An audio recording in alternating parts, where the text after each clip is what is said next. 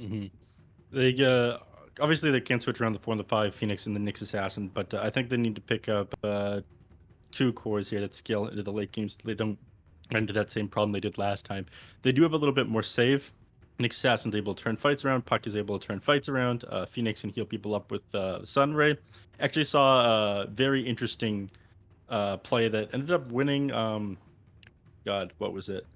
Uh, Team Unknown. I was casting the South American qualifiers with our Cryptic, and the Phoenix ended up building a Holy Locket first item, and just dropped a Sunray over the hero that was hit by like the Chronosphere and Axe Call, the Terror Blade. It was like the only save they had, but it ended up healing him up enough that they couldn't burst him down in these team fights. Once he survived those big abilities, they will be able to turn the fights around. But Lion here on Arkosh, so they've got huge amounts of magic damage. BKBs are going to be essential here for D2 Hustlers, and none of your heroes that you picked up so far are really natural BKB carriers. And now, well, we've got to reassess the likes of the Viper and the Tiny. Obviously, with Clockwork and Lion, that is looking like your support duo, so swing the Tiny mid, put the Viper in the offlane, something along those lines. So maybe some changes based on, or compared to what we had initially been expecting. D2 Hustlers, meanwhile, going in for the Yuma Naga Siren. I mean, you mentioned a hero that could potentially sort of scale a little bit better. The Naga can certainly farm, like some of those other late game carries. You do still have to be a little bit careful in terms of the actual effectiveness. This is not a TB, this is not a you farm and you win sort of scenario, but it's going to be stronger than a lot of the other options Arkosh have available to them, at least at first glance. Yeah, I mean, you banned out the TB, that would have been the number one pick here. The Medusa also wouldn't have been too bad. But you pick the Naga Siren into the Lion, who's going to be able to get on top of you, disable you in these team fights. You're not really that amazing of a BKB carrier. It's going to be completely necessary this game, though. Um, Yeah, but they'll just clear out your illusions instantly here. I don't think this is the best solution. And I think you need like a really big playmaking hero as your offlaner or as your mid if you decide to run this puck into position 3 to end this draft here, and something I can scale into late game as well. Mars is like my go-to almost every single time. It's still in the draft. I feel like it meshes with basically everything, and it's also a pretty amazing combo with the Phoenix. But obviously, Nigma on Arkosh's mind after what they did to D2 Hustlers with it in game number 1. Makes sense. Yeah, What would you like to see? I know me personally, I wouldn't mind a Mars here. I think the Mars fits relatively well. Anything else I feel like is going to be too greedy.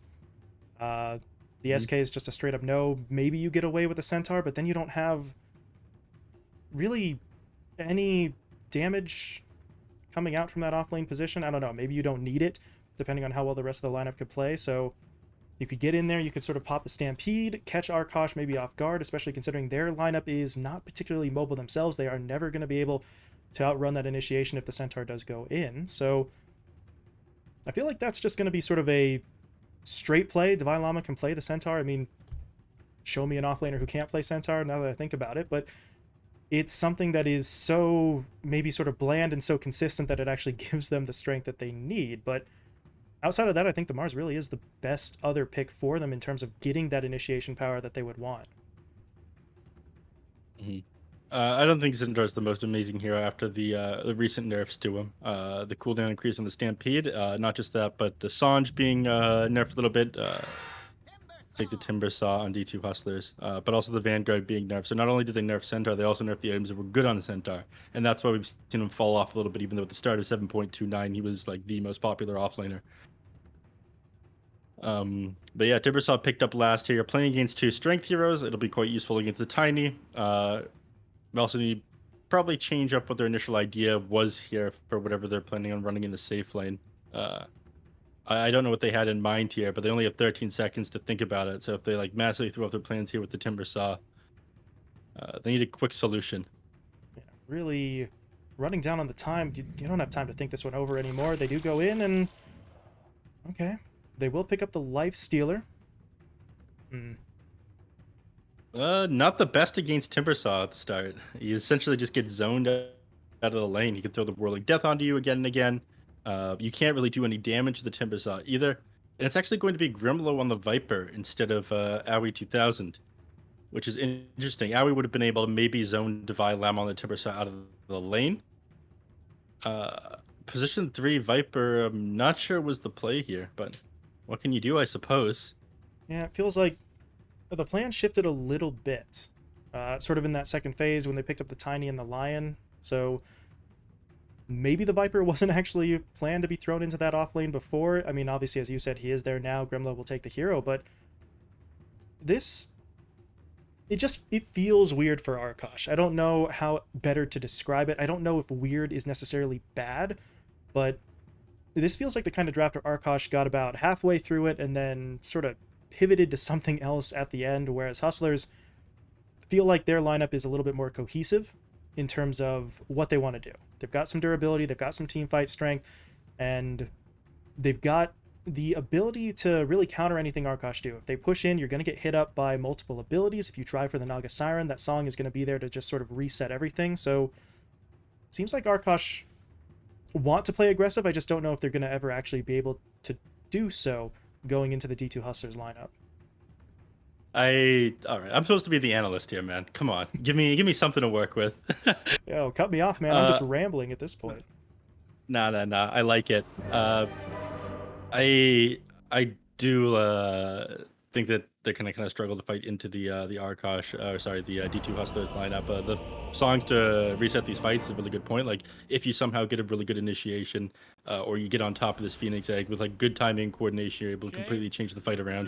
That went swimmingly. The greatest But tragedy of our let's see how this game goes. Again, I'm happy to see Aoi 2000 not on position 5 Viper. He's going to be playing the Lion instead. This hero is it's gone from a hero that go, hey, help me, to like jump in, play super aggressive Chad hero. Thanks to the reworking of Aeon Disc and being an awful item that shouldn't be inside the game. But the fact that you can't really jump a hero that is going to normally have really low HP and be like priority target number 1, and you can still get his disable spells off onto you is very cool. Hopefully we see this change by the time the international rolls around. And other people from other games are watching us and go, why does that work like that? That doesn't seem okay. They're just jealous because they don't have those mechanics in their game. As 1437, well, getting jumped in on here. The Impale, I mean, it bought him maybe a half a second there, but he's still going to get picked off. And now they might get Pandago here as well. Aoi comes in with the Earth Spike. Crow, with just the first point up in the Battery Assault, sets up the entirety of that fight. And if you're D2 Hustlers, that well and truly sucked. It is just going to be sort of your supports getting picked off there, so I suppose you don't lose anything massive, but that's an easy first blood for Arkosh. That's some money into the hands of Pale Horse on this Lifestealer. He doesn't need any help farming. You don't need to give him extra gold, but I mean, there's not a whole lot they could do. Those two heroes just getting sort of caught out alone, assuming no one was coming for them this early on in the game, and well, bad assumption. 2 heroes down. D2 Hustler is going to start off this laning stage with some movement across the map, really. 1437 was sort of hanging out mid, and your Naga Siren was sort of looking for that other bounty rune. So Yuma is going to take a little bit of time to get up to the actual lane, which means he might miss maybe 1 or 2 of these. Actually, no, he should make this just in time. There you go. Not missing out on much farming time at all, as Aoi, he's just going to bait this one in. Oh my goodness. This is pretty much the exact same play that they just put together up in that top lane to take 1437 down. This time, same result. Don't even need the third hero there. The Lifestealer just sits in the lane and farms up while his teammates pick up kills. And now Divide, Jesus, they're just going to go in onto him. Yeah, there's nothing you can do about this. He went that Whirling Death. I mean, you're playing against these strength heroes, so no Timber Chain to get away, no reactive armor to make you tankier. The only thing I could really guess at what they're doing here is 1437 is the moment to go ahead 3 TPs. Maybe he's trying to collect? I don't know. Start a TP collection. Not the best kind of strategy when you're looking at going competitive Dota. We're sitting 1 minute into the game right now, and there's already over a 1k gold advantage here for Arkosh. You know, I heard a rumor on the playground that if you collect 50 TP scrolls, you automatically get Boots of Travel. And my uncle works for Valve, so I mean, that's your pretty uncle much is your uncle is John Valve. Yes, John Valve himself, creator of the Valve. Arkosh though, yeah, 4 straight kills. I mean, we said, we were saying sort of maybe they have some issues fighting into the D2 Hustlers lineup, but 2 minutes in, That's just straight up not the case. They can go for this whenever they want. Is Crow? Okay, whenever they want it, but Crow didn't want it right there. That one, he's gonna let that one go. That was a test. 1437 passed. So this is the bowing out that Slacks was talking about in the There chat. it is. Yeah. But this duo, I mean, they're just gonna go to work. This is so... I feel so bad right now for 1437 and Divine Llama. They've got to just deal with this constant aggression being thrown at them. And over on the other side of the map, what can this duo do? Yuma has pretty much no damage right now, and Pandago, I mean, he can try and hit up Gremlo with the DOT. He's doing so right now, and that Viper does have to be a little bit careful. Actually, is he? He's dead. Yep. Salve gets maybe one... Oh. Yeah, the one tick of the salve was enough. It gave him 40 HP, and he survived off of 30 there in the end. Bottom lane again. Oh, man. Divide... Okay. Hexed up before he can actually Timber Chain himself out, but they have the lockdown. They don't really have the damage. That Battery Assault's getting eaten a little bit by the creep wave, so the Divide will live for now, but you take a look at this Timber Saw. He has 7 last hits. There's 17 on Pale Horse. He has the same number of denies that Divide has last hits. This is just an absolutely horrible lane for Hustlers, and now Devi's in some trouble. He's going to get trapped inside the Cogs. Crow, though, with no more mana after the Cog Trap, can't pop the Battery Assault, but again, what is Devi doing here? He's just sitting. He's not dying, but he's also not farming, while Pale Horse just has complete control over the lane. If he can somehow get himself to, like, oh no. There's going to be the Hex. They're hitting him up. They've got that Frenzy in as well. Devi trying to get away. One more hit, maybe? Yep. One more. AUI gets it. Able to find the kill, and 5 straight now for the side of Arkosh. This is... A one-sided slaughter. Yeah, I was going to say stupid, to be honest, but just a level of aggression that should not ever happen. Or at least should not happen in a way that you actually get away with. If you want to be this aggressive, fine. Most of the time, though, you do get punished for it, but... Okay, there's your punish. Yuma and Pandago able to take down Gremlo in that top lane. So now we finally see the sort of side effects of leaving Gremlo by himself, but honestly, considering what you're getting elsewhere on the map, as right on cue, Devi's going to get jumped in on again, you don't care. You can lose your Viper. That's not going to matter. You are completely annihilating the Timber. Pale Horse... Actually, he didn't get the kill. It was Aoi who grabbed it, but even so, that's more gold into their hands, and this bottom lane is just a complete disaster for D2 Hustlers. Yeah.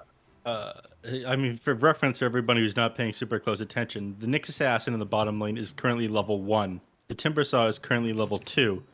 The Lifestealer is about to hit level 5 right now. Lion is almost level 3. Clockwork is level 3. Collectively, they have, like, how many more levels on them down here? I don't know how to do math. You have made the fatal error of trying to do math in an NA stream. My bad. I always say anything you can learn in school, you can learn on the streets of NA Dota, but I guess not math. And math is hard, man, alright? You gotta add numbers. Sometimes you subtract them. It's difficult. Speaking of difficult, oh man, Gremlo. Alright, he's just gonna be the sacrificial lamb on this one. They knew this when they committed to the tri-lane, so that is gonna be Yuma finding another kill, but really, you see Crow and Aoi, they're both smoked up. They were moving towards mid, but the puck is already sort of TP'd back, so they're going to make their way back down bot. They're starting to run out of time here, but they run directly into the Nyx Assassin. He did finally hit level 2. He's going to pop that Spike Carapace, but I don't think that's enough to really matter. Yeah, he's dead again. Tries to throw the stun off onto Aoi, but no cigar. And now Divine Llama still only sitting at level 3, 1 point in reactive armor. This is supposed to be a one-sided lane for the Timber Saw, but this tri-lane is working out incredibly well for them. The 2 disables on top of having the Clockwork just walk you with Battery Assault, prior to Papatuti getting level 6 where he can assist with the Dream Coil, speaking of. Okay, going to be using it defensively there in the middle lane. They hit him up with the Hex, though. The toss comes through as well, but Papatuti able to dodge it for the time being. Both of the supports now TPing in as they see an opportunity to try and turn this one around. Crow is incredibly low in HP, but that's going to be the defensive Cogs coming through. The Cogs pushing multiple heroes back, and even when their plans don't work, they're still able to get away with it. Maybe not. Canis Vulpus hit up there momentarily by the stun, but he's just fine. They don't really have the means to commit onto him fully, so if you're Arkosh, you don't get the kill, but you just dove a tier 1 tower with really your 2 supports and not much else, and you don't lose anything outside of maybe the opportunity for the kill, but now they're going to spot out 1437, hit him up with the Hex into the Earth Spike, into the Cog Trap and the Battery Assault, and if you're the Nyx Assassin, you can sit here and you can be very, very sad. Yeah. Sad is the perfect way to define 1437 game so far. 0-4-0, sitting at level 2 here.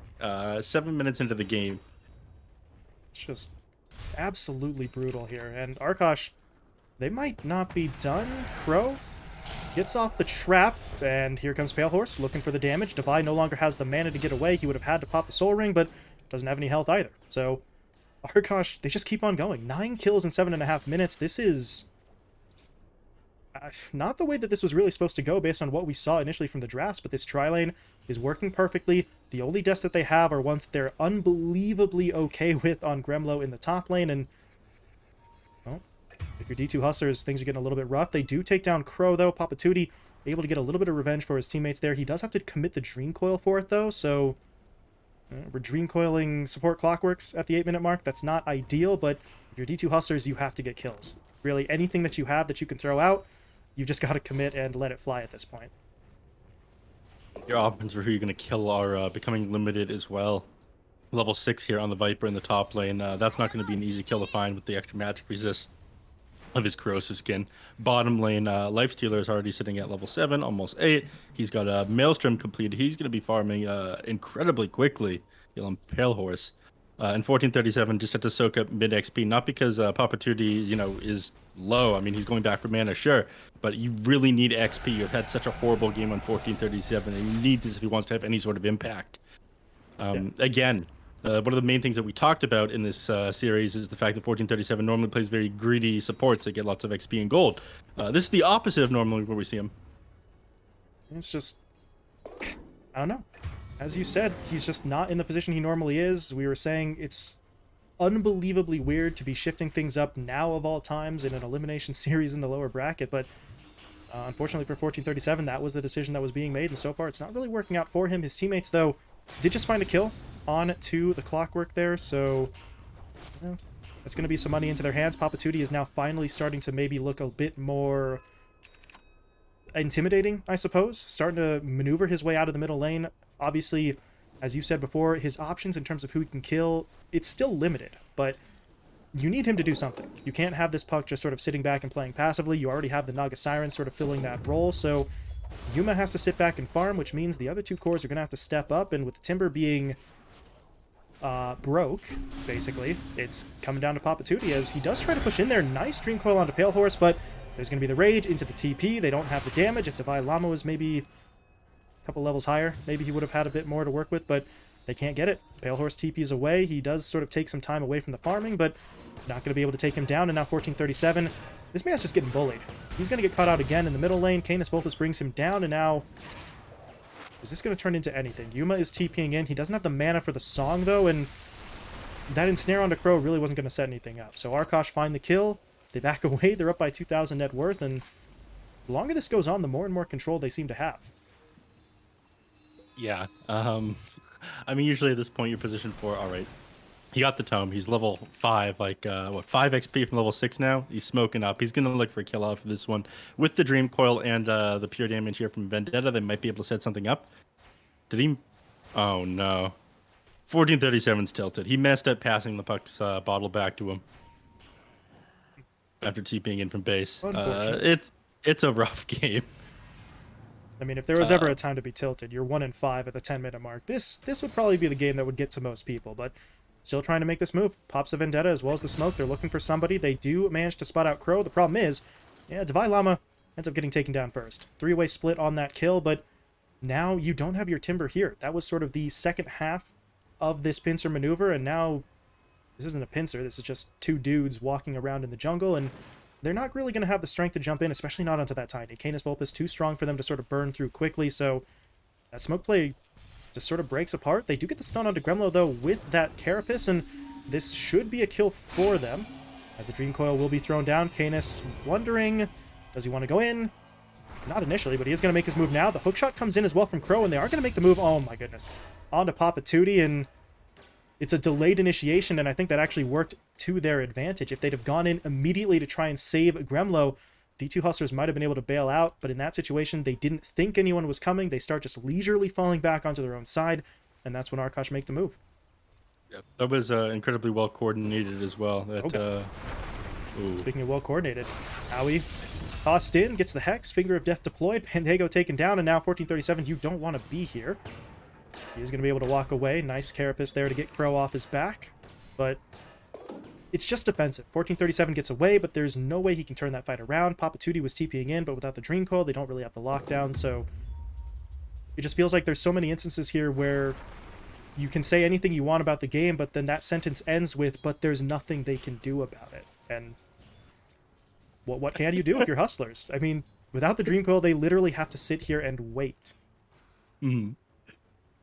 Even with the Dream Coil, they're starting to run out of their ability to do damage to these heroes. Again, Naga's going to take this into the ultra late game, sure. After you have your Manta Style and maybe 2 other items, the Manta Style even... Alright, I think it's just being completed right now. Sure, you farmed incredibly quickly. You're sitting at 6.6k net worth. You have 149 last hits at 12 minutes into the game here, 13 minutes into the game. You just blocked your own camp. Not gonna talk about that. Camera didn't see it. Yeah. Didn't happen. Meanwhile, Devi. Oh, they're gonna tip him too. This is painful. Devi not having fun, gets double tipped. They drop the voice lines on him as well. So Arkosh are just all in on the mental warfare here. They find the kill. They get the tier 1 tower, and gonna sound like a broken record, but again, D2 Hustlers, what can they do? They've got the 2 supports nearby. Neither one of them can make a move. Mm-hmm. I mean, even to go on the Viper, they need to commit everything. All they have right now is magical damage. We talked about how important BKBs were going to be this game, so the Lifestealer pick makes a lot of sense for that one, but even the Viper, he's... Oh. They need the Dream Coil from Papatuti here if they really want to do this. They will throw it down, but only onto Crow. So Pale Horse, he's just going to start going in for the damage. He's looking to lock down Pandego. So, yeah, Crow dies, but okay, never mind. Pale Horse can't actually get the kill. Nice, Icarus gets Pandego away, but now infesting into the creep, that doesn't last very long. They blow that creep up. They stun up the Lifestealer, and they're actually going to be able to finish him off. So, signs of life finally from D2 Hustlers as... I mean, that's not exactly going to turn things around immediately, but that is the kind of play that they need to be able to make. Yuma finally gets involved in an engagement, and it goes insanely well. They didn't even need the song for that one. So, a step in the right direction for sure. They are not dead in the water just yet, but now... Never mind. Canis... I mean, the Avalanche only had a few seconds left on the cooldown. Felt like he probably could have just waited to try and make that move, but... Goes in for it anyway. It doesn't have the damage. Yeah, Puck's going to walk all the way back to base. Give them a little bit of time to decide if they want to make a play bottom. Given that Lifesteal is TPing directly into the middle of all these heroes. The dude just does not care. Pale Horse is all the way in. Pandego has to Icarus dive. There's going to be your song coming out as well. Better... Uh-oh. Safe than sorry is what I was going to say, but look at that. Crow hooking in from long range, and...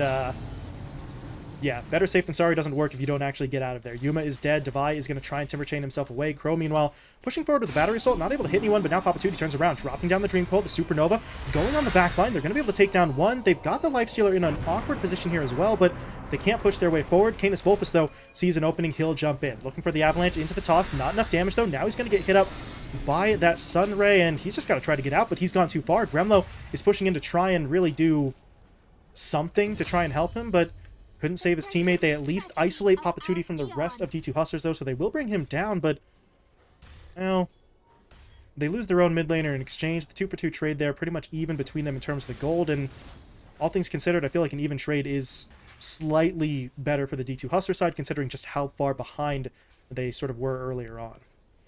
Absolutely. The even trades right now are what you want to try to take, because every time you're doing this, your Naga Silent's going to have space to farm. Eventually, you're going to be stronger than this Lifestealer. You do build items that are pretty good against it, like towards the... Oh. Lose Pandego. All right, I take back what I said. Not so good anymore. Tried to Icarus dive away. Aoi, though, faster on the draw with the Hex, and now... Are they really going to go for this mid? Yes, they are. Devi, he's just not that tanky. I mean, he's got himself that Hood of Defiance, but it's just not enough. Crow will be able to bring him down, and now they're onto that tier 1 tower. So they're finding kills. They're trying to establish more control of the map. Right now, D2 Hustler's holding onto it with the glyph, but as soon as that wears off, Pale Horse could honestly just go for this one. Yeah, there it is. Pops the Rage, pushes in. He's afraid of a Naga Siren illusion. That... Okay. Better safe than sorry, as we said just a few moments ago. Didn't quite work out for D2 Hustlers at the time, but for Arkosh, the mantra actually does work. They keep Pale Horse safe, they take the tier 1 tower, and map control really is becoming an issue here, especially for Yuma on that Naga Siren. You need safe spaces for him to farm, and if you're getting pushed into your own jungle, then, well, we could see Arkosh sort of take another step forward in terms of that aggression. Canis Vulpes is looking for the fight. He's got the haste rune up for just another second or two, but they don't really have a great target. Divai Llama was there, and I think they did get vision on him, but I said before, Divai is not too tanky, not tanky enough, but still doesn't mean you want to go headfirst into a Timber with no vision on anyone else. Yeah, I mean, they have shown that they're able to blow him up a number of times already this game. He's sitting at 2 and 7. He needs to play really far forward. He's like the only person who can this game. He sets up for like a puck to get a sick Dream Coil off and a Supernova on the back end of his team fight, but because of that, his game has been pretty costly, which never feels good. You would normally want to pop off at the start of your game as a Timber Song, set things up for your team, but I mean, you've been setting things up for the Naga Siren to get at the top of the net worth, despite the fact you're losing this game, but your impact as this game goes on is just going to get worse and worse. Right now, Arkosh have slowed down a little bit for a moment. I think they're going to want to turn this one around once they finish this next item here on the lifesteal. They're working on the Sanj and Yasha, because once you're not held in by this disable quite as long, you're not silenced off by the puck, that 25% status freeze is going to go a long way winning these team fights. So Cool. playing around that right now. 1437 tried to push forward. Unfortunately, there's a sentry just directly on top of him, so not quite as sneaky as he thought he was. And you talked about items. Lifesteal is sort of working on one. They're getting up the Spirit Vessel as well for Crow on that clock, so even more of that sort of durability could potentially be taken away from the D2 Hustlers' cores once that's completed, and he's really like 100, even less than that, away from finishing that off, so that is going to be an issue for the D2 Hustlers side. They're not going to have the durability, and Pandego, with this Sunray, may not be quite as reliable of a backup option to try and keep heroes up and in the middle of the engagements. He's going to try regardless. He's going for that Holy Lock for the extra 35% heal, and I'll have it in just a moment here. He might just try to collect the passive gold, move towards the secret shop right now. We'll see. Top lane. Looking to push this tier 2 tower, it seems. Pale Horse gone towards the bottom lane. Puck isn't close enough to set up anything off of that kill, though. You're way too strong right now on Pale Horse. Yeah, they did get him once before, but that required basically everyone. I think that was 4 or 5 heroes onto Pale Horse who was by himself, so you really don't have the means to go for this. But now Arkosh are grouping up, TPing a bunch of heroes mid. Canis Vulpes wants into the fight, going in for the Avalanche, into the toss. Papatuti will try to respond there with that. Okay. With the Dream Coil, Pale Horse immediately gets taken down, and Arkosh sort of maybe losing a little bit of momentum here as the Song of the Siren will come through. They take down the Tiny. Meanwhile, that Supernova is going to be stunning up Crow, and this is turning into just a horrible fight for that Arkosh side. Everyone left has to fall back. Divai, no.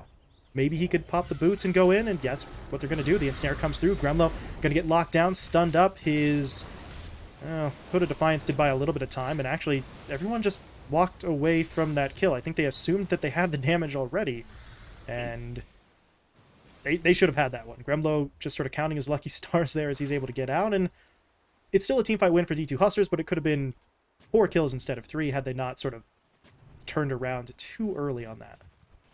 Yeah, the Song of the Siren coming out is a pretty big deal. Them resetting the fight there, keeping the puck alive. Lion, Aoi had a great initiation on the puck. It's got to be a little bit scary dealing with that. But Timbersaw finally having a chance to shine this team fight, ended up doing like 2,400 damage there. And it was like a great combination. You know, that stun with the Supernova off towards the tail end of the fight. So further securing that one for them. Speaking of the Timbersaw, it's actually going for Aghanim Scepter this game. This is an interesting pickup. You rarely ever see this one. It's good when it's good. You can do a lot of burst damage to this Viper with it. Against a Lifestealer, it's going to be largely useless, though. Yeah, I'm not sure about this one. I mean, obviously he knows what he's... All right, never mind. He's changed his mind. He switched away from it. Yeah. He's got the Lotus Orb queued up now. Like, technically speaking, you are right. It does give you a little bit more damage, but a Timbersaw who's already sort of struggling to this extent, having to maintain, I guess, the mana for 2 chakrams, it's meh. Seems like there's better uses of his gold, and yeah, he agrees. Lotus Orb queued up for him, so, well, slightly less ambitious, but definitely going to be useful for that Hustler side if he can finish it off. Right now, though, The rest of the lineup have actually smoked up. They're looking to push their way mid. They've spotted out Pale Horse. This would be a huge target for them if they could actually lock it down, but actually, Papa Tootie just broke. I'm not sure if Pale Horse actually saw him. I don't think he did through the trees, but they're a little bit too close now. About half their heroes have popped on that smoke, so this is getting a little bit awkward.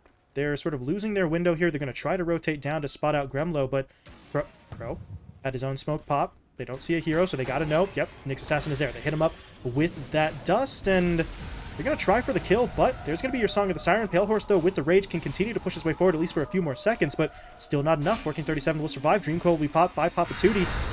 And now Canis Vulpus into the fight, going for the Avalanche into the top. Supernova, meanwhile, channeling out to the southeast. Canis Vulpus is already dead, but I suppose his distraction allows the Lifestealer to infest into a teammate, and Crow does sort of ferry the Lifestealer away, but of all the heroes to sacrifice there, it feels like the Tiny was the one that you really kind of did not want to throw directly into the fight, but at this point he's the only one who could. Everyone else had their Blink Daggers either unavailable or don't own one, so Canis Vulpus will take one for the team, but that's C2 Hustlers with a kill and a chance to push another tower as they're going after that tier 2 bot. Yeah, open up the outpost, be able to take even more control of this map after this one. One small mistake in that last team fight, rather large mistake rather. They tried to drop the Dream Coil onto the invulnerable targets inside of the Song of the Siren. Did not end up latching onto them there. So the Clockwork ended up getting away with no snap of the Dream Coil because the Dream Coil never connected on to him. And I think the Lifestealer got away because of that one as well. 1437? Ooh. Bro, okay. Crow tries to hook in. I think he actually hit the creep camp there, so not able to get the initiation he wanted. Even if he doesn't hit the creeps, though, I think that probably hits Gremlo in the backside instead, so Crow really didn't have a clear path there, but at least you get Owie away. Your Lion maybe would not have been that big of a deal if you had lost him, but you're able to keep everybody out of that. They sort of turn back a little bit of that aggression, but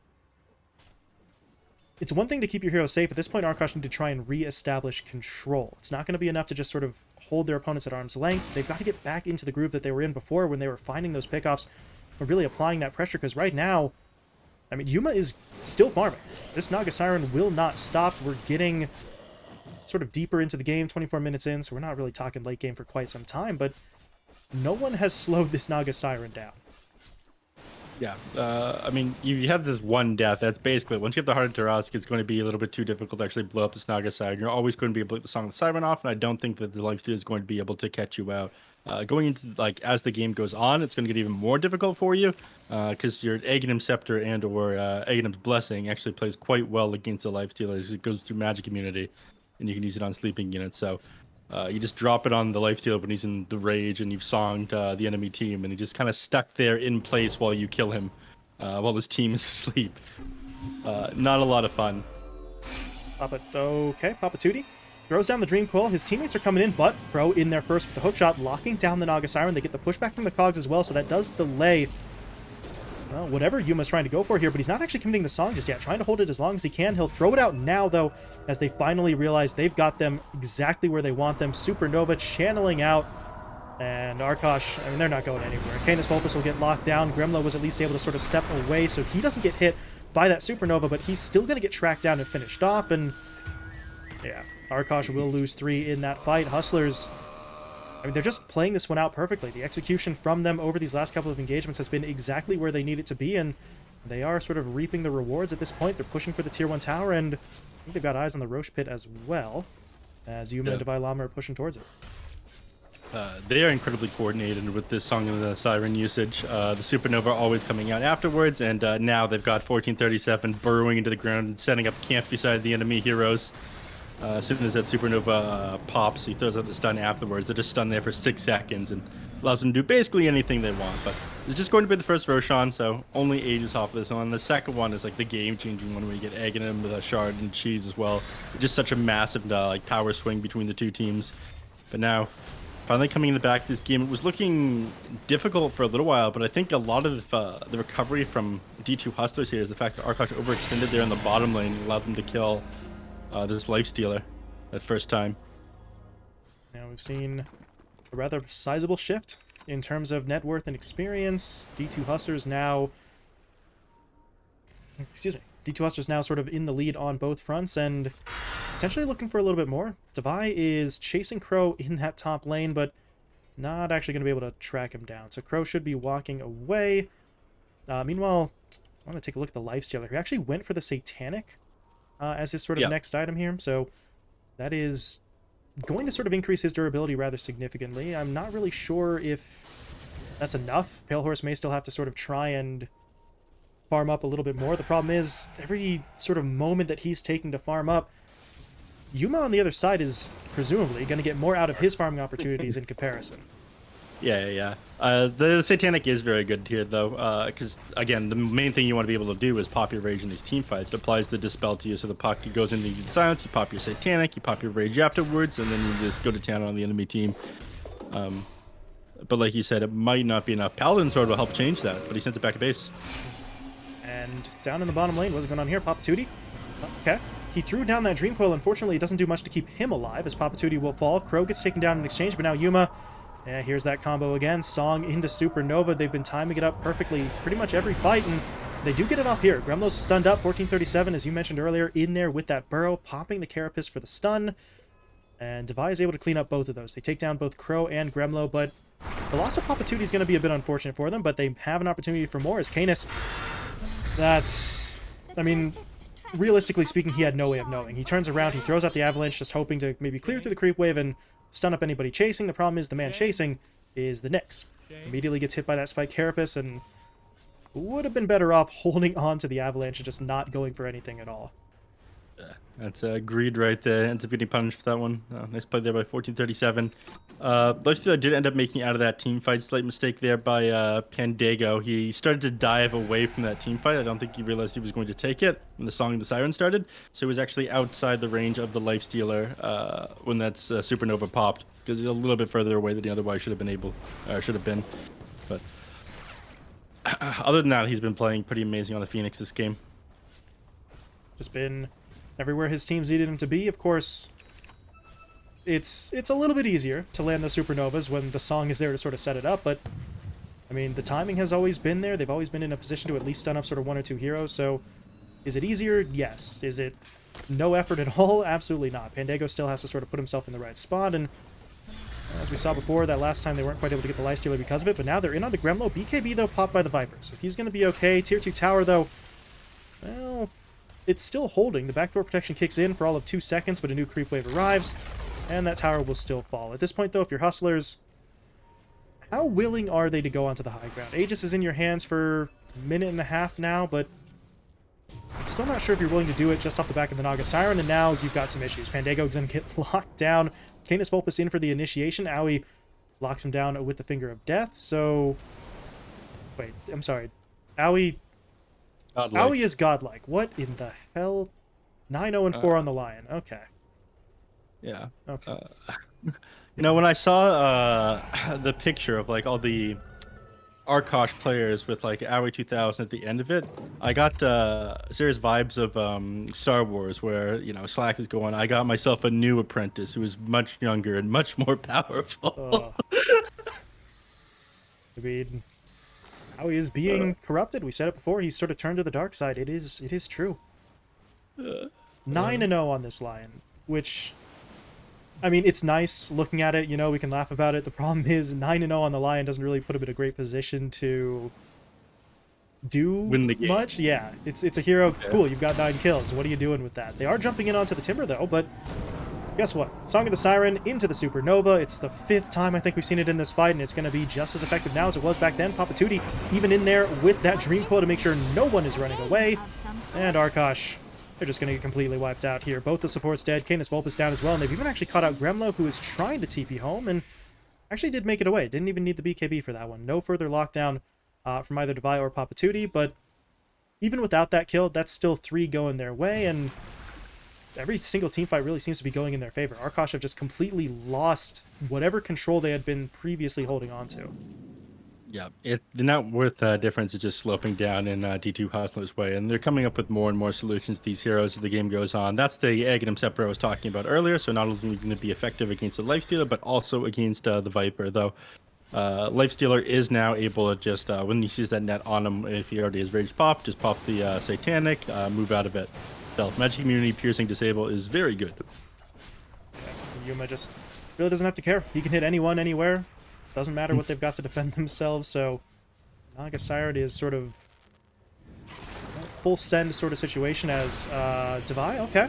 Aggressive maneuver there in onto the Lion. Owie, not dead just yet though, but he's still stuck inside the shock room. He is rooted forever and he will be taken down. Arkosh, well, they're trying to turn this one around and Yuma will be taken out. His Aegis did sort of time out a little while back, so he did not have that second life available, and I mean, that's exactly what you wanted. Owie sacrifices himself for the kill. He even bought back there.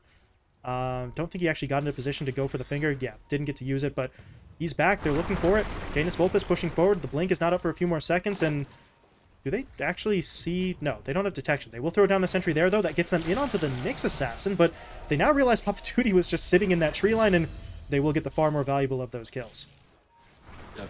That was a Owie ward that they placed there after the fact. They realized something might be up over there, so nice vision there by Owie. Just... And the forced to play a little bit slower for the next 30 seconds. With the Naga Siren forcing in the waves, things are going to be somewhat more difficult. All the waves are already shoved in. Everything is on your side of the river, so regardless of finding those 2 kills there onto the position 1 and the 2, I don't think they're getting any towers off of this, and it's 33 minutes into the game. It's rare to be in this kind of scenario where you find the kills on the enemy side of the map, but the waves also don't happen to be pushed in.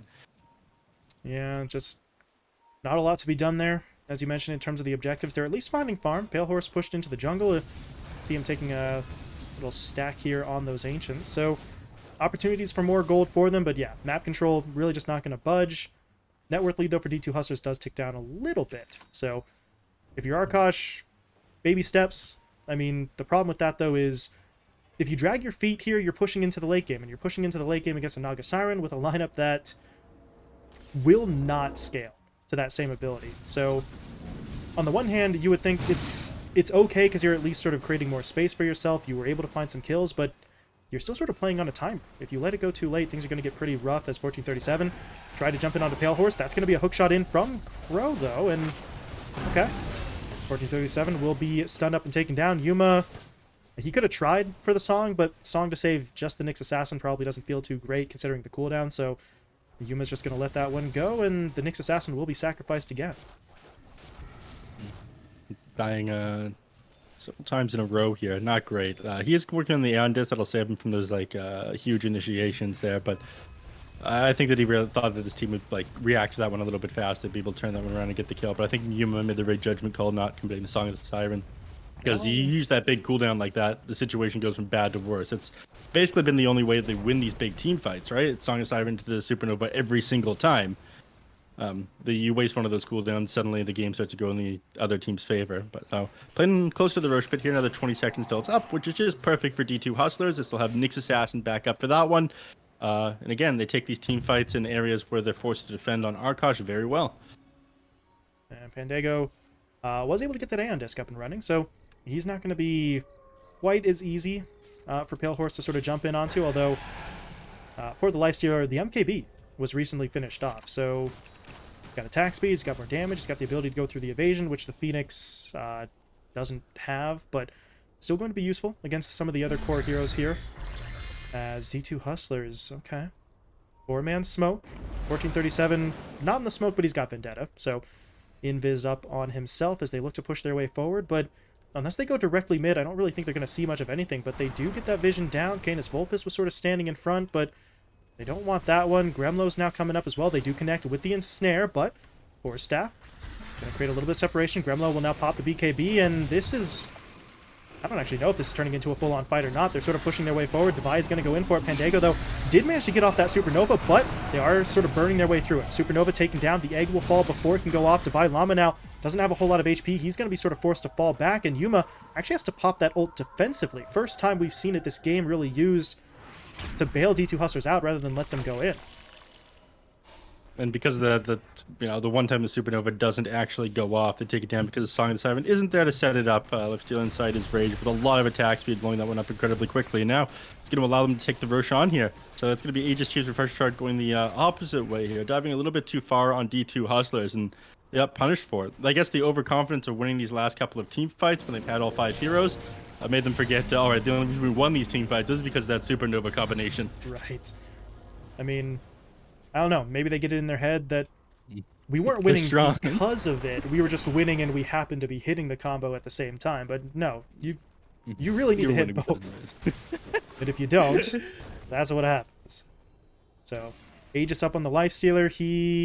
Yes, he took the shard as well. So the open wounds are now online for him. And now it's going to be even harder. D2 Hustlers were already having some issues trying to stay away from this Lifestealer in a lot of scenarios. And now, I mean, outside of someone like Papa Tootie, who can literally just jump away to the orb, actually maneuvering away from this Lifestealer is going to get unbelievably difficult. And we're starting to see that momentum shifting. Once again, 37 minutes in here, but Arkosh have now reclaimed that net worth lead, and they are threatening the tier 2 tower mid, although with about 4 or 5 heroes here, I don't think Pale Horse is really going to be able to get it, but he is pushing his way forward. Root comes through from the ensnare. They'll hit him up with the silence there as well, but Pale Horse does not care. Pops the rage, continues to push his way forward, heals up with the satanic, and then walks away. So, didn't really get too much there if you're D2 Hustlers. You at least keep the tower safe, but now they want the fight. They're pushing forward. They get in onto Gremlo, hit him up with the Hex. Can they actually lock him down, though? The Root's going to come in. Canis Vulpus, though, with the defensive toss actually keeping Gremlo safe.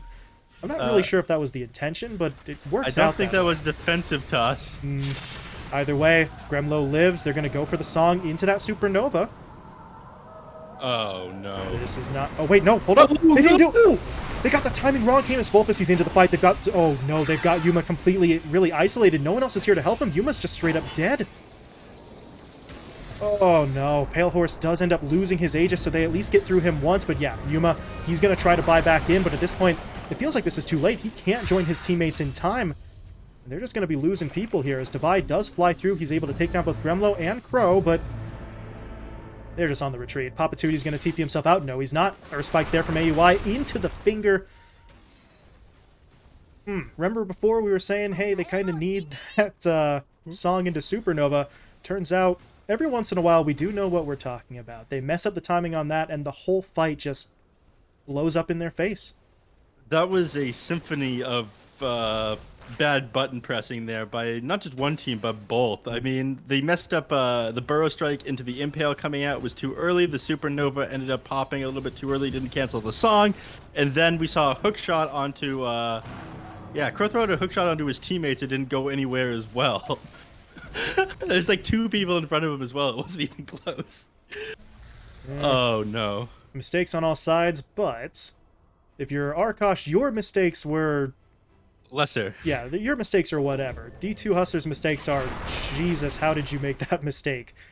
That is teamfight losing. So, I mean, in the long run, this is still a Naga Siren. You're still pushing into that late game stage. You can rely on Yuma to a certain extent, but it's getting a little tense here in a situation where I don't think we were anticipating it to be this kind of situation this late into the game. It felt like the longer it went on, the more D2 Hustlers would be pulling away, but you still need to execute the game plan. You need to get that teamfight combo down correctly, and if you don't, Arkosh still have the power. Yep, this net worth graph is just going up and down both ways here, but thankfully for Naga Siren, she did pick up Solution Escape. So that's going to be probably the best item she possibly could have gotten here. BKB is still a pretty big deal. I think you want to grab that one eventually, maybe once you get rid of your Aghanim Separate, turn that into an Aghanim's Blessing. But this game, against a line, against all this magic damage, you want to be able to stand your ground. Yes, lines can be able to clear out your illusions, regardless of you having the BKB, but I think it's super important to blow up Aoi in the back line. I mean, the man's got a godlike spree. He's sitting with a BKB instead of a Aether Lens, or sorry, an Aeon Disc here. You don't let Lions do this. Aoi's an absolute Chad. This is the kind of stuff, like, if you were to say, hey, there's a Lion with 9 kills and 12k net worth, you would assume it was probably 1437 on it, but Aoi is the one sort of, as you said, filling that Shad role instead. He's been farming up insanely well, and I mean, mentioned earlier on, yeah, you've got 9 kills, but how much are you sort of affecting the game, yada yada yada. Honestly, he is having a pretty sizable impact here. At the end of the day, it still comes down to the cores to actually do the damage, but you saw the reason they were able to sort of finish off that kill onto Yuma definitively in that last fight is because Aoi comes in for that last little bit to get them over the top with the finger. So we were sort of joking about it before, but the impact is there, and if you're D2 Hustlers, Aoi is not a hero you can just sort of forget about. If you let the Lion get in there with the lockdown he has, with the nuke damage he has, you are going to be suffering, and now they might be suffering anyway. Pale Horse is just directly onto the tier 3 tower. They are destroying this. It's gone. Yep. Lincoln Sphere is going to save him from that Magic Community piercing net, and just going to hop into Gremlo, walk away. If you're D2 Hustlers, you cannot allow your opponents to get away with this. They are looking to catch up. They get the Hex down onto Canis Vulpus, but there's going to be the Thor Staff, creating a little bit of separation. Pale Horse now jumps out, but Papatuti's able to connect in there with that Dream Coil, but Crow hooking his way forward. Devi in some trouble, so they're going to bail him out with the Song of the Siren. Where is the Supernova? Pandego doesn't actually want to pop it, so they have to run. They really just have to run. 1437 gets caught out and taken down, and the rest of the lineup falls back. So it seemed like Yuma went in with that song thinking Hustlers were going to start the engagement, but Pandego's a bit too far out of position, and there's your culprit. Didn't actually have the Icarus dive. It was still on cooldown for a few more seconds, and without it, he couldn't position himself correctly. So the two Hustlers have to fall back, but that means Arkosh, they're in again. They took the tier 3 tower last time, and now Pandego. Yeah, it's time to go. Ooh. Aeon Disc popped, Icarus dive gets him away, but this is a full lane of racks that's going to be taken by Arkosh. Well, they're going to try to slow this one down, but I don't think they're going to be able to do anything about it. In fact, they might just turn their eyes onto the tier 3 in the mid lane after this. I mean, you're still down for another 54 seconds here. You do have Song of the Siren back up, but without like the Nyx Assassin's done as well after these last couple of fights, the net worth advantage has gotten pretty significant here for Arkosh. Gremlo just attacking tower from the low ground here, applying the stacks to the tower. Oh, God. That's dumb. I don't like what's happening. That is legitimately dumb. But there it is. Gremlo with the attack range, and well, between himself and Pale Horse, they don't actually get through the melee racks, but they knock about half the HP off of it. They got the tier 3 tower, and all of that, you have to consider, that comes after they already cleared out the entire top lane. So all of that was really just sort of a bonus, and D2 Hustlers aren't in a position to immediately defend it. They want the Nyx Assassin back up. They want that song into the Supernova, but this is twice now that they sort of messed up on that execution, and while they can sort of always pull it back, maybe that confidence from them is sort of slipping up, and all it takes is a half second where you don't have that timing correct, and then that entire combo just fails completely. Which is what's happened the last couple of times. Now, I think getting back into this game, it's going to be a matter of like a bunch of things going right. I mean, you're going to have to play super close to the Naga Siren at basically all times here on Pandego. 1437 really needs to finish this Aeon Disc. He's just getting blown up at the start of these fights as well. Normally you want to run right in there. Oh, beautiful stun. They've got Gremlo, but God, Aeon Disc coming out again. I think that's 2 Force Staffs actually onto Gremlo to get him away, and he is going to survive, but now there's going to be the Supernova. Where's the song? Yuma's going to try. No, he's not. He's going to cancel it as they realize they've gotten too far away, so the Supernova is deployed. Nothing comes of it. They get no damage and no stun, but Devi, he's still pushing forward, but this feels a little bit risky at this stage. He's starting to outrun his own backup. He needs to try and get back into position, but there's the Hex, canceling the Timber Chain, dropping him low. Can they finish him off? Earthspike comes through. Canis Vulpus, meanwhile, onto the high ground, going in for the Avalanche, pops the BKB, looking for the damage here as he goes in for the Tree Volley as well, but now we're going to see that song deployed, but once again, it's defensive in nature. Arkosh, I mean, they're not going to be able to find the kills that they might have wanted, but they're not in, they're not in danger here, but Papatuti actually did get caught. Able to cancel out his TP. They hit him up with the Hex. Finger of Death is there. Aoi gets the kill, and Papatuti, maybe just getting a little too cute with it. I think he could have just fallen back in the same direction as his teammates and he would have been fine. Instead, he tries to cross the river, and at that point, the song can't protect you. You are literally too far away to be saved, and now if you're Arkosh, time to go in again. Yeah, I mean, as soon as they expend the Supernova, Arkosh kind of know they're able to take these fights, so even though D2 Hustlers continue to run at them, you have so many opportunities to turn things around. They want to take these scrappy fights against you, and they keep on managing to find them. Net comes out, but this isn't going to matter. Oh, wow. Pale Horse did drop a little low, but yeah. Held the Satanic in reserve. Yuma's going to go in for the song, but Pale Horse does not care. Neither does Aoi, for that matter. In with that Finger of Death from outside of the song's range. So 1437 will be taken down. He does not have his buyback available. 35 seconds without it, and about 700 gold short as well. So, Arkosh are going to push in. Papatuti gets taken down. He just used his own buyback, and that... I mean, now, what did they do? They can't do anything here. I mean, they can throw Song Supernova out, but without these other heroes sitting behind you, without this extra disable, I'm not sure that they're able to defend from this one. This next 90 seconds they have here, they're just going to lose the game. At the very least, they're going to lose the last set of racks. Lifestealer, again, he does not care. Devi, I mean, he's going for Crow. That's neat. Cool, he got the kill, but now you're outside your own base. Your BKB's wearing off, and he can't actually move. There we go. Timber Chain going to get him back in, but As you said, Arkosh could just go in for that final lane of racks. They know their opponents really don't have the means to stop them. Yuma, though, okay. There's going to be the Song of the Siren into the Supernova. Oh, that's a problem. The Life Stealer was going to get hit up by it, but he's able to infest into his teammate instead, so he dodges out that Supernova stun, pops back out with the Rage active, and this is going to be the final lane of racks taken. Bottom lane will be picked off. That is going to be the Mega Creeps. Now Canis, okay. Gremlo getting tossed forward there. Not really sure if that was the play that they wanted, but Gremlo should be just fine. Canis Vulpus, though, is the one in some trouble, but he's going to be able to pop the BKB. I believe that Cheese came out for him as well, or... That's going to be enough. Walks away. D2 Hustlers at this point just feeling like they're scrambling for this. They do have eyes on Gremlo. They will be able to get through that BKB with the Ensnare, as Yuma does have that Ags, and that will get them a kill. But, Megas. They won't bring their axes back, Yeah. unfortunately. Oh god, tier 4.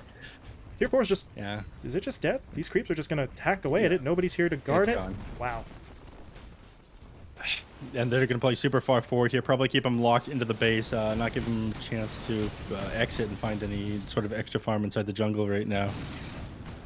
This is... your backs are against the wall right here. There's so little that you're able to do. I mean, last game we saw a desperation play that went Divine Rapier. This game, I'm not sure anything comes of this. You can't really build a Divine Rapier on the Naga side. Your illusions aren't going to get any of the benefit from it. Right now you're working on a Silver Edge for some godforsaken reason. Like maybe you get an amazing initiation with a song. Pale Horse? Nobody's going to touch out, him.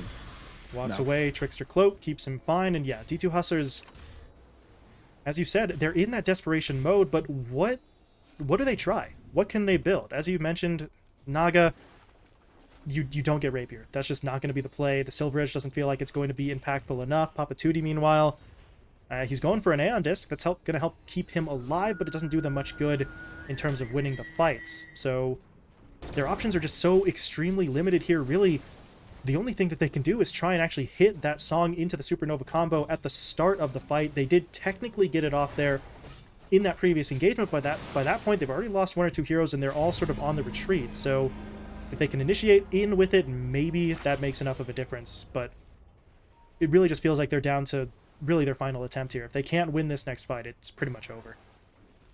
Yeah. How much HP does this Tiny have? With the Infest? Yes. Yes. Oh my god. The answer is yes. He doesn't even have the Aghanim Shard for this game, but you know he doesn't really have a whole lot of attack speed. He's going to use his Tree Volley to do a lot of damage. He's having fun now. He can't fault, but he's tossing Pale Horse around. Okay. This is an interesting one. Pale Horse is just going to lead the charge here. The Ensnare will lock him down momentarily, but that's really just to test the waters. Hustlers had to throw out a couple of abilities there, and your Life Stealer takes pretty much no damage. He walks away. His Satanic, yeah, it's on cooldown for all of 10 seconds. He's going to have it back up. And what is your game plan here? Unless Hustlers make the call. They have to jump in. They need the Dream Coil. They need the Supernova. And they need the song to all set it up. And somebody's got to pull the trigger. Someone has to be the one to actually make that decision. We are going in now. And even if you do go in, Pale Horse has 2 lives. You're going to have to get through the Aegis and take him down a second time, but right now they are just struggling to get through the first fight. There's going to be the song, though, into the Supernova. Will they be able to time it up correctly? Yuma's going to end it actually a little too early there, but Crow gets hit up by the stun. Canis Vulpus technically hit as well, but I don't know about this one. Yuma is still trying to hold on, but he's getting pushed back. Crow now is going to commit the buyback. The Clockwork wants to rejoin his teammates, who are starting to drop a little bit low. Tiny has very little HP left to work with. The Infest is going to get him a little bit of bonus HP. It's not enough to keep him alive, but it is enough to allow Pale Horse to push in onto Divine Llama. So the Timbersaw will fall, buying back immediately as they will rejoin this engagement. And Arkosh, well, they're slowly but surely trying to break their way through. 1437 does get taken down. The Nyx immediately buying back, though, as this fight just refuses to end. Devi, he's outside of the base, takes down Owie. Owie, though, buys back, and now Arkosh have him completely isolated from any other teammates, but they actually can't bring him down. Gremlo just doesn't have the damage right now. Devi is going to be able to walk away. Meanwhile, Pale Horse kind of by himself inside of the base. Owie, though, okay, jumps in, gets the finger down. That will be enough to take down Devi Llama. So he's dead for 2 minutes with no buyback, but at this point, Arkosh could not actually break through. The line, technically speaking, will still be held, but the Ancient is exposed. The Mega Creeps are pushing in, and D2 Hustlers, they've just got to commit everything that they have left to hold off this assault. So they live to fight another day. Yeah, you mentioned not enough damage at the end. It's because Yuma had backed off, and a lot of the damage is coming from Yuma at this point. Needing to defend the Mega Creeps. The tier 4s had basically gone down, and Pale Horse is back. Jesus. Goes on Yuma. He's going goes straight for the ancient. He wants the win. Can he get it? Just under 3k HP, but okay, that's a problem. They try to hit him up with the Dream Coil, but he just infests his way out of it, and just gonna walk out of that one. And I don't know. Sick ride there, Pale Horse. Queue up Old Town Roads, thanks. Is he gonna go for it? They throw the net out onto it. It's gonna bring it down pretty slowly, though. It's got fortified armor, 2100 HP. No one even wants to go in onto it. Like, the illusions are pushing, but they're just sort of letting this one go. He's gonna go back in for a couple more shots. This is the most ridiculous thing I've ever seen, but now the Lifestealer actually in for it. Hasn't popped the Rage just yet. There it is. Raging up. He's going to pop the Satanic as well. Healing. There's going to be the Supernova, though, into the Song. But Pale Horse, man, doesn't care. He's got the Magic Immunity. He's going to be able to take down that Supernova. The Egg will fall. The Ancient, though, not dead just yet, as they do pop that Glyph, but it's still falling. Can they focus down the objective? 1600 HP as Gremlo getting tossed into it. Canis Vulpus in there as well for the right clicks. They're actually trying to go in after Yuma instead. They will be able to lock him down, but it's not going to matter. The GG will be called, and Arkosh have pulled off 2-0 sweep, taking down D2 Hustlers.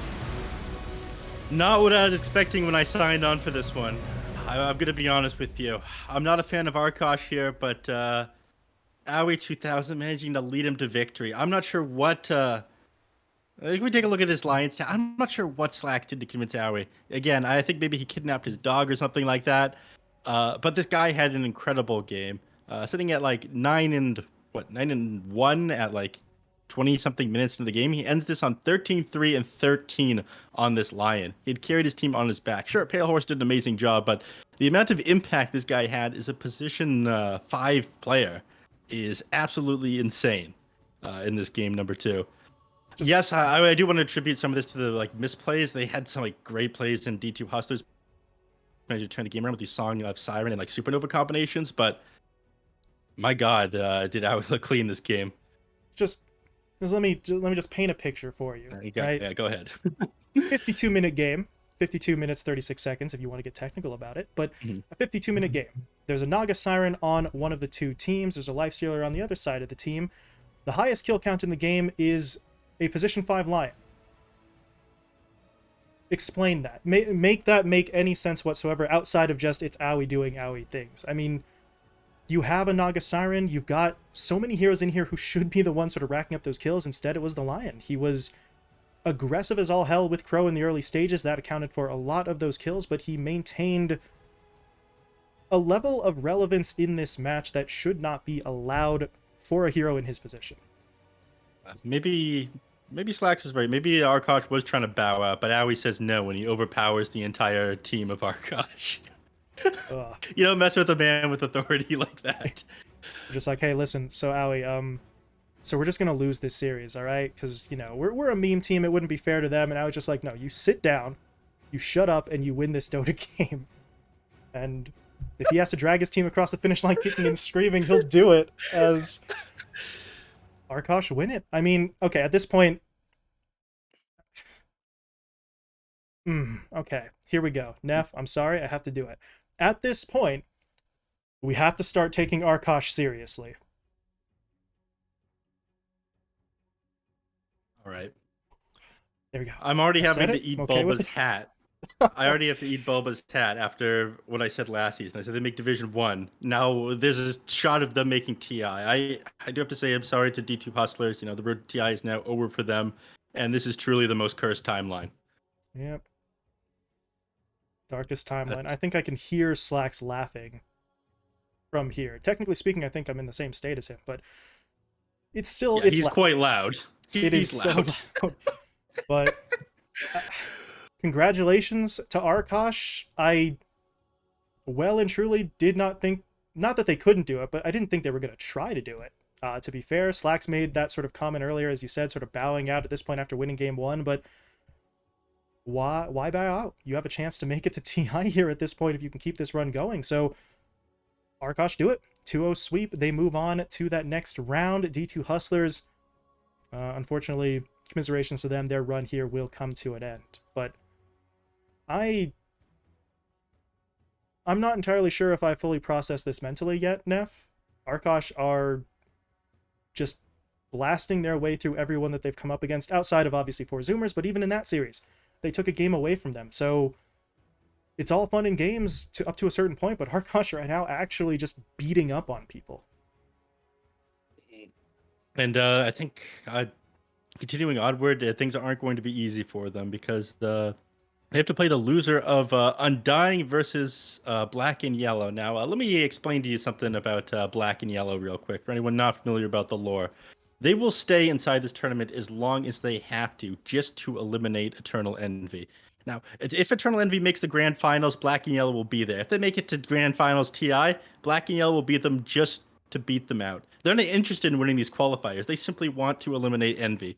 So with that kind of spite behind them, which NA Dota runs on, I don't think Arkosh have the power to beat them if they're going for EE's throat. Yeah, I mean, prize money, no, who cares? Fame, get that out of there, right? A sense of camaraderie and teamwork. What are you, stupid? No, it is about absolute pettiness to the point of being an art form. That is how NA works. We will sit here and just die just so we can take you down with us. That is how NA Dota works. And Black and Yellow, as you said, they will not die until they have their chance to knock out Eternal Envy. No way. No way. I have run that Dubai interview back again and again. The anger in that man's voice. That's some good stuff. I suggest anyone who hasn't seen it to check that one out. But that's going to be it from us today, if I'm not mistaken. Yes, indeed. We had ourselves 3 series here on the B stream. We did manage to get through all of them. And Arkosh emerges as the victor. Again, if you would have told me that at the start of the day, I would have told you to go away after laughing at you for 5 straight minutes. But here we are. Arkosh will advance, and we are done here on the B stream. Not just for today, but actually in general. No more B stream matches for days 3 and 4. That is all going to be on BTS 1 and 2. So we will be bowing out, unlike Arkosh and Slack. So Neph, thank you very much for stepping in, casting this series with me as well. Anything you want to say to the folks at home before we hop on out of this? Thank you, everybody, for tuning in to this match. D2 Hustler versus Arkosh, some exciting stuff that we saw in the lower division. And hoping to keep this up going forward for this next DPC circuit. This is going to be it for D2 Hustlers for now, but I imagine they've got a lot ahead of them coming into this next season after the international ends. Still quite a bit for them to build upon, hold their heads up high. Yeah, only one team was going to make it at the end of the day. If you're D2 Hustlers, you put up a pretty decent fight. So that is going to do it for us. We're going to be sort of shutting things down here in just a couple of minutes. In terms of continuing to get your Dota fix, as I said, days 3 and 4 for North America will still be coming up tomorrow. I believe at this point we're actually only a couple hours away from Southeast Asia getting back up as well. So feel free to tune in for those matches. It won't be Neph and I casting those, so obviously it's going to be of a lower quality, but the mainstream will have you covered on that front. So thank you all one last time. Shout out to the sponsors as well, because we are contractually obligated. Mate and HyperX, thank you so much for sponsoring these qualifiers. Thank you to everybody out there for watching, and we will see you in the future. Enjoy the rest of your night.